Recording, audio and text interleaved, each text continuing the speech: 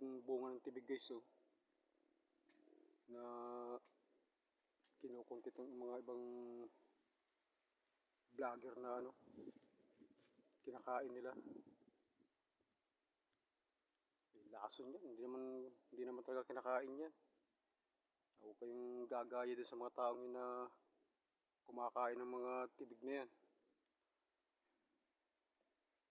Para lang meron silang mai-content na i-upload sa Facebook nila.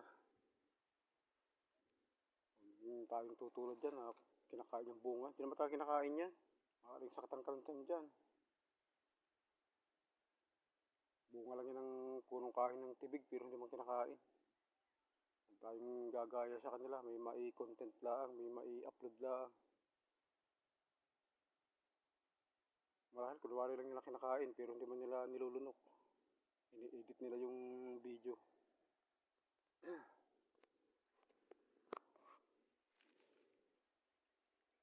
Gagaya sa mga ganyang kawas ng tao.